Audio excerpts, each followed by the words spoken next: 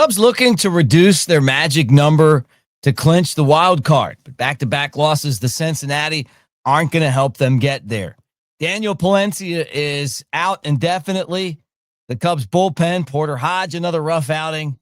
Why not look to Jaxon Wiggins? We're going to throw the Jaxon Wiggins card up there again. Cubs have him. They've got a chance right now to do something special. Why not throw him in the bullpen, let him get a little experience and help this team in the postseason? Kyle Tucker, injury update news. And then one of Major League Baseball's experts says that it's going to be Drake Baldwin to beat out the Cubs' Cade Horton. I'm going to tell you why he is not right. And he is 100% wrong on that, although it is a really fun race. All that right here on the Cubs Baseball channel. Like, subscribe, thumbs up. Talk about the Cardinals. And let's get this show started, everybody. Good to see you today.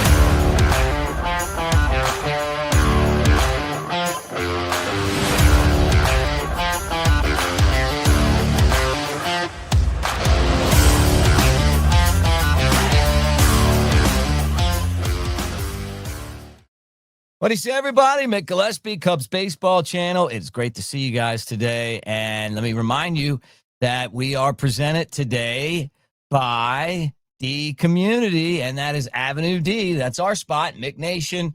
We've got games and prizes, weekly prizes. We give away money and other stuff there as well. You just hit that QR code and show up and play and have some fun. And we're giving away playoff tickets. That's coming up soon, too. Will the Cubs be at Wrigley Field?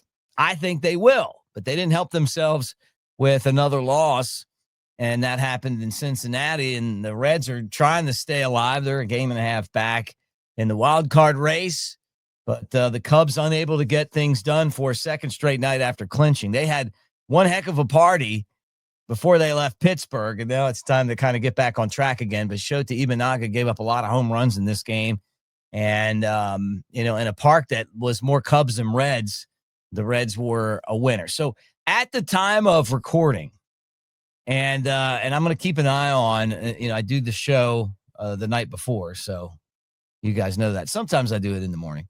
But right now, the Cubs' magic number to clinch the wild card number one spot is 4. Now, that could be 3 because while I'm recording this right now, it looks like the Padres are going to lose. So, All right, let's talk about some other topics, though, while we're hanging out here. First thing I want to talk about is Daniel Palencia. He's out, and I'm watching the Cubs hope that they get something out of Porter Hodge.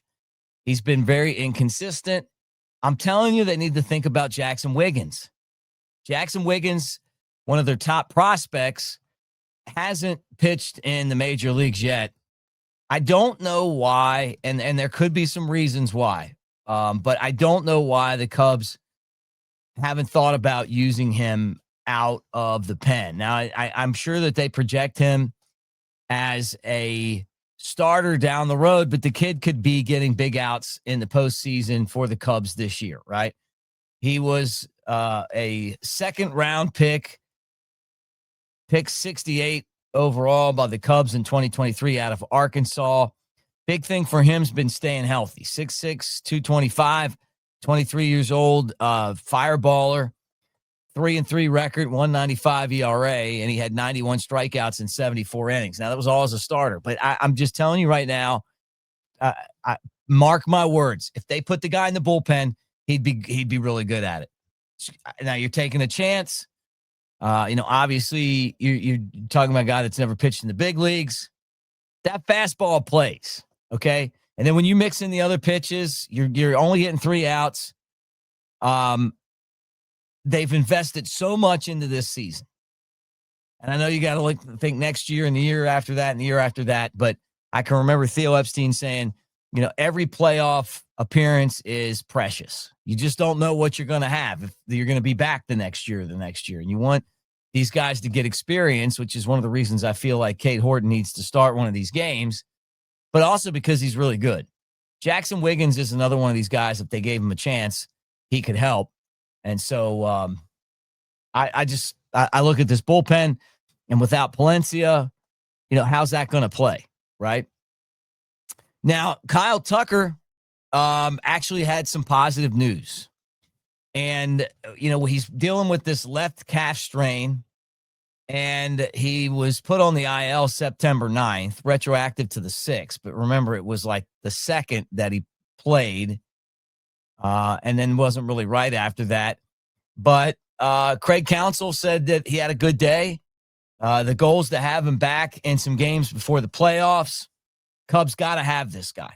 They traded a lot to get him, and they gave away Cody Bellinger to get this guy. You don't get him for the regular season. You get him for the postseason. And we need him, and we need him ready to go. Now, some other injuries that I wanted to talk about, too, that were interesting. I really felt like Owen Casey would be able to help these guys. I told you guys that, that. He got tripped up with Pete Crow Armstrong making a great catch in the outfield, hit his head on the bricks, and he's on concussion protocol. That was on September 13th. And it's a 7-day IL, and he went on September 14th. So he's still doing that right now. You wonder if his season is in jeopardy. I don't know. I think that if Kyle Tucker doesn't come back, say something happens, if I'm the Cubs, this is a guy that I'm going to have on my roster. I'm going to have him on my roster and probably platoon him a little bit with some of the other guys. But you're getting to that point now, as much as I really like and believe in him, he just doesn't have much big league experience. And I can imagine that the Cubs are going to be hesitant to want to put him out there with not a lot of big league experience and then not playing in these games, right? And it was just unfortunate, right? Miguel Amaya, ankle sprain, not 100%, but playing in some minor league games in AAA Iowa. Look for him. He's going to start to resume catching sometime this week. He's got to be able to catch to get to the big league roster. Daniel Palencia, right shoulder strain. They're saying late September postseason or maybe nothing, right? He's scheduled to travel to Iowa September 18th, which was yesterday, right? And start a minor league appearance. And, and this is one of those things where you'd love to have this guy back. But they don't know if he's going to be back or not. And and it's not just coming back; it's coming back and being effective. Another guy that's trying to get back to help the Cubs is Ryan Brasher. He pitched for Iowa last night, and he's kind of coming back. Is he a huge difference maker? Nobody gives you some options, right? He's coming back from a left groin strain that happened in August, and he was on the IL August 22nd. So he's working with Iowa right now, and and obviously getting Michael Soroka back. What are you going to do with him? And trying to figure out this playoff rotation. Now, we're going to talk some Cade Horton. Jim Bowdon of the MLB Network predicted Bruce Baldwin to win the Rookie of the Year. I don't think that's going to happen, and neither does Vegas. We did a whole show on that yesterday, but I respect Bowden's opinions, but everything that matters right now is telling us that Cade Horton is going to win the Rookie of the Year. He's got one more start, but the lines continue to move in his direction, right? Cade Horton at negative 325. We talked about it yesterday. He had the long scoreless streak. He's been one of the best pitchers in baseball. He's going to get Cy Young votes. He's been one of the best pitchers in baseball, maybe one of the top 5 best pitchers in baseball since the All-Star break. And he helped lead the Cubs to the playoffs. Baldwin's had a good year. He's not bad behind the plate. He can hit some.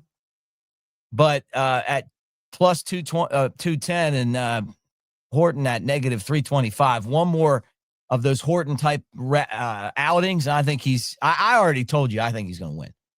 And that's just not because I'm a fan of his. I just think he is. I mean, I just think that when you do all the stuff that he's doing, and they look at you and they go, okay, what is it about this year?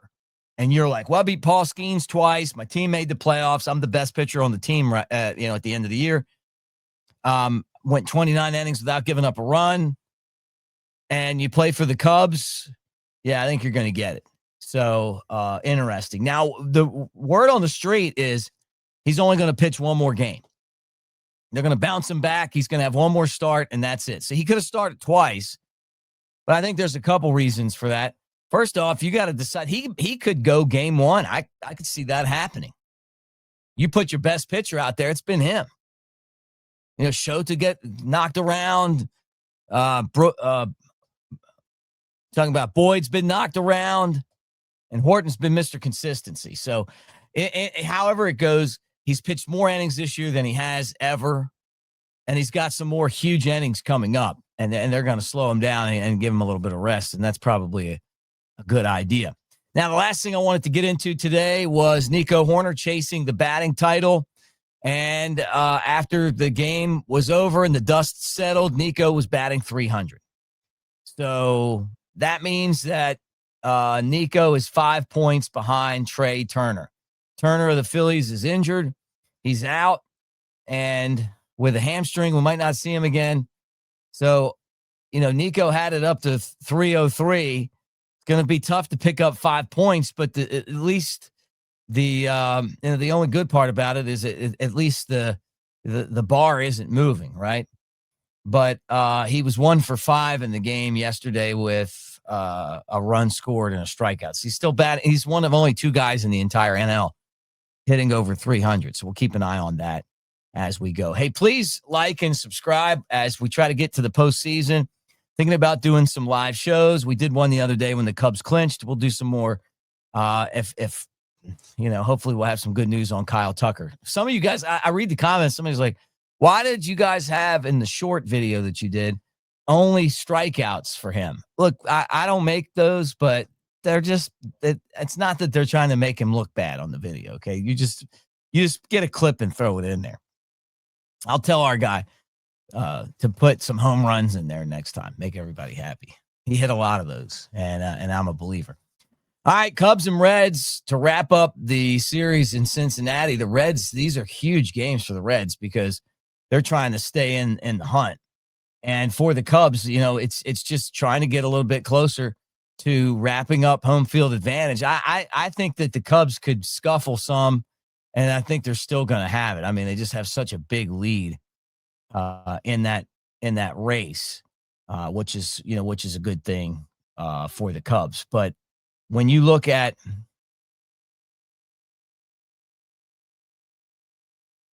the pitching matchup, Javier Assad against hey, and by the way, I said wrapping up, they actually a 4-game series to play again. Assad 3-1 with a 4.23 ERA. And what is that? Zach Lytle, 9-8 with a 3.86 ERA. Guy that they got from the Mariners, I think. Anyway, that's a game in Cincinnati. Cubs will try to get off the snide there in this series, 5:40 Central Time. I like those 5:40 starts. Let's get them going.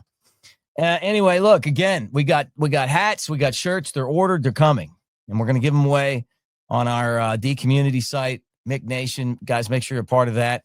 Also, Chicagoland loves the Smoky Mountains to the tune of the third or the fourth most visitors to the Smokies are coming from Chicago, which is so fun. Anyway, guys, as you think about what you're doing over the holidays or planning a trip next year, think about Sevierville and the Smoky Mountains. Thanks for being here, and go Cubs. When you head to the Smoky Mountains, it's only natural to visit Sevierville. Even we had to check it out. And we've been here our whole lives. Experience the adventure of a lifetime. I'm king of the world. Even you can get a bird's eye view of the Smokies. You're going down, Billy.